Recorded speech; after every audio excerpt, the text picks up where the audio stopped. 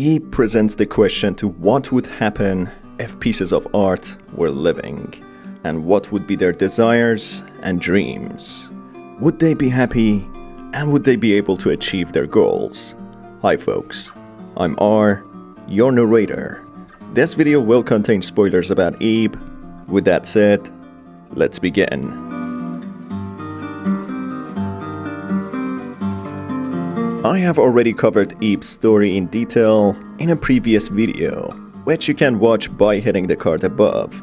If you have already watched it, you can skip ahead to the time indicated for the endings. Ebe is a 9-year-old girl living in the distant future in the year 6000. She goes to an art gallery with her parents for the very first time, where things take a surreal turn, trapping Ebe in a parallel universe filled with spirits possessing the pieces of artwork, making them come to life.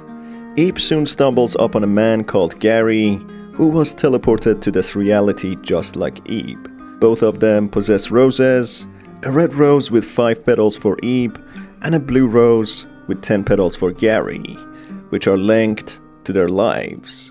If the petals all fall off, the person linked to it dies. As Garry and Ebe embark on a journey to find an exit and leave this hostile reality, they encounter another girl in a similar age to Ebe, who is called Mary. She tells them that she has a yellow flower, which turns out to be artificial later in the game. This reality then separates Garry and Ebe, trying to convince them to stay and play with an eerie entity, as this unseen entity is alone with no one to play with. As Garry and Ebe traverse further, they are faced with more horrific and surreal scenes, starting to leave an impact on their mental health. It soon becomes evident that this place is trying to drive them to insanity in order to break them so they can stay inside. As the trio near the end of this maze-like world, filled with traps and puzzles, Garry discovers that Mary is in fact another piece of art which has come to life, making him extremely worried as she's left alone with Ebe, causing potential danger to her. Garry suddenly makes his way up to Ebe and Mary, witnessing that Mary is approaching Ebe with a palette knife. Garry pushes her away, which makes her pass out, possibly sustaining a concussion. Ebe and Garry progress further, arriving in a sketchbook realm created by Mary, a world which has been created inside another world whom Guartena has created, which has come to life, being called the Fabricated World, a world Guartena put his spirit and soul into, figuratively. Garry and Ebe manage to kill Mary by burning a painting in her room, which lets them escape into their own realm through the mural which teleported them into this reality. There are 10 potential endings in this game, which unveil more information about the characters, the surreal world, and the envious Mary, who has a tragic and sad backstory.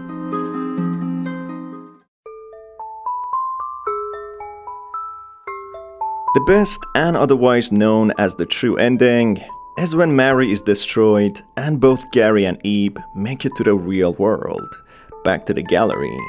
Their memories seem to be wiped, creating a sense that what they experienced might have been only their imagination. But as Ebe finds Garry in the gallery, standing by a statue of a red rose, Garry starts remembering their experience in the fabricated world, after finding the handkerchief Ebe gave him earlier. He asks Ebe if she also remembers, to which she responds, yes, making them part ways, with Garry taking the handkerchief, promising that they will meet again, when he will return it to her. The next ending is Memories Crannies, where both Garry and Ebe make it back safely in the real world after destroying Mary. If Ebe doesn't give her handkerchief to Garry and doesn't build up their relationship, Garry fails to remember their past experience, leading to them having a small talk about the gallery arts and part ways, with no promises of future reunion, as if they never had met before. The next ending has several versions, and it's called Eep All Alone.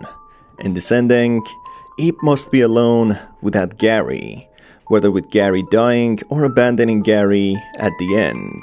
When Garry jumps into the mural, Eep has the choice to stay behind and listen to the fake embodiment of her mother, a mimic trying to lure Eep and keep her inside the fabricated world, so the entity isn't left alone. This makes Garry shout to Eep to come to the real world, but a deceived Eep is far too gone to listen to reason, ending up in her own demise. The next version is when both Mary and Garry are dead. When Eep tries to go into the mural, she gets approached by a fake embodiment of Garry, luring her back into the fabricated world, trapping her for eternity. And finally, the last version can be accessed in a bonus room. Eep finds a black diamond-shaped bed, she lies on it and closes her eyes to maybe wake up from this horrible dream. This takes her back to when she had just turned 9, before going to the art gallery. Her parents urge her to wake up, offering her gifts for her birthday. The dad offers her stuffed bunny dolls, with the mother offering her a laced handkerchief, the one she already had possessed when she experienced the events in the gallery. If Eep decides to keep her eyes closed, this makes her stay trapped in the surreal world forever. The next ending is called Forgotten Portrait, which is a sad ending for Garry. In this ending, both Garry and Mary die, and Eb jumps into the mural, going back to the real world. When she's about to jump into the mural, she gets approached by a fake embodiment of Garry, urging her to stay and not go. As he slowly tries to approach and catch Eep, she trusts her wits and jumps into the mural. When she's back in the gallery, she finds a painting titled A Forgotten Portrait, a painting of a sleeping man who's no other than Garry, who is doomed to stay in the fabricated world forever, a world, whether intentionally or accidentally, created by Gortena, an artist with a unique style. The next ending is called Together Forever, which is achieved when Garry dies. If Eep decides not to destroy Mary, she follows Eep and jumps into the mural. Back in the real world, Mary is talking to Eep's parents, addressing them as Mommy and Daddy, talking about dinner as if she's their daughter. Eep suddenly comes into the group, who is welcomed by Mary. Eep doesn't say anything, as if she doesn't recall the past events. Eep finds the candy Garry gave her earlier in her pocket, but as she's about to open the wrapping and eat it, Mary snatches it out of her hand and eats it, in fear that Eep might remember. Mary in here achieves her goal and wish, making Eep promise that they will always be together, now as sisters. Something that she wanted from the very beginning, as she was extremely lonely and sad, with all she wanted to be cared for and loved, and not to be alone. In a way, this is the best ending for Mary, as now she can be happy. The next ending is called A Painting's Demise, and it's achievable if Garry loses his sanity and becomes immobile, accepting his doomed fate, staying in the fabricated world. Garry loses his mind if he fails to find a key in the creepy doll room, making him sit in his place, not budging. As Mary and Eep try to convince Garry to move, they observe him continuously talking to himself, saying that it's good to just forget the bad things and not think. Eep approaches Garry, but instead of trying to find a way out, she gives in and sits next to him, with Garry seemingly had forgotten who Eep is, kindly suggesting to her that they can be friends if she's lost.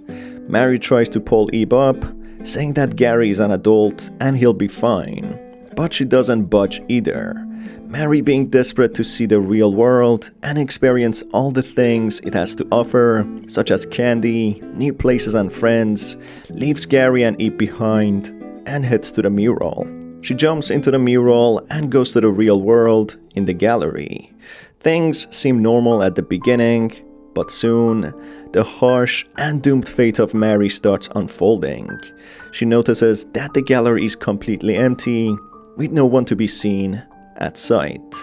As she tries to leave the gallery, she realizes that the door is closed, with the light slowly getting dimmer and dimmer. Messages start appearing, targeted to her, calling her a bad girl who knows who she is. They inform her that she has nowhere to go and that her heart is fabricated and belongs to the fabricated world. The statue of the red rose is now a fake yellow one, representing Mary's heart and her existence. The spirits from the fabricated world keep writing messages for Mary that they're alone and want Mary back, and that Mary is lost and alone, as always. The lights completely shut off, making the gallery fully pitch black. In darkness, Mary cries for Garry and Eve, saying that she's scared. She begs for help and calls out for a father figure, presumably Gortina, but all she gets in return is silence and darkness, leading to her demise, a painting's demise, who was fabricated with real emotions and desires. A truly sad ending for Mary, who just wanted to be real and experience the world. The final ending is called Welcome to the World of Gortina, which can be achieved when Garry loses his sanity and if Eve builds a good relationship with Mary, showing her compassion and care. The events take place in a similar fashion to the previous ending, with Garry sitting in the doll room and talking to himself, while Eve sits next to him, giving up the search to find the exit. As Mary tries to move Eve and convince her to go with her, she gives up and heads to the door. As she's about to leave and achieve her lifetime goal, which she desperately desired, to see the real world and leave the fabricated world behind, she comes back to the room and mentions that she's friends with Eve, and she couldn't possibly leave her behind, even though going outside was always her dream, something that she was willing to do anything for to achieve. Holding her tears in, giving up her dream, addressing Eve as her first friend, displaying how lonely Mary truly is, who quickly gave up her dream for someone she met only for a few hours. She explains that she read a book that friends should be treated well. She then promises Eve that she will stay with her. She looks at Garry and asks if he wants to join them too. Garry asks what can they do there, which Mary responds, even though he's an adult, he can play with them and play hide and seek, which displays Mary's understanding of friendship and real world is only through reading some books, which possibly explained that children should be friends and play, while adults shouldn't be their friends, hence why Mary is a bit hesitant to invite Garry for their games. Skipping a short while ahead, Mary makes an announcement for her new friends, Garry and Eve, while all the monsters watch, surrounding them. Mary then takes Garry's lighter away and gives it to the monster in the painting to dispose of. Mary then gets ready to play with Garry and Eve, all while they are both dead, seemingly due to hunger and dehydration, or by mentally breaking down, or even due to being on a world they don't belong in. Mary, unaware of real world and normal interactions, talks directly to the corpses of Eve and Garry that they will play together forever. Even though this ending might not seem that bad, it shows how lonely Mary is, desperate to have friends.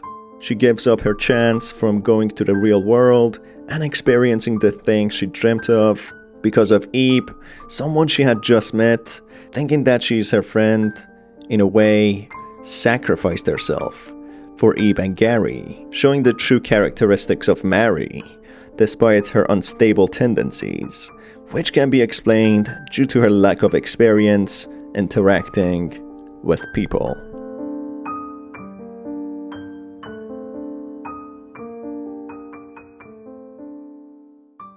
That's about it for today's video, folks. What other games would you like me to cover? Let me know in the comment section below. For more horror-related content, stay tuned by hitting the subscribe button and the notification bell. It's been your host R. Till the next video, have a fantastic day.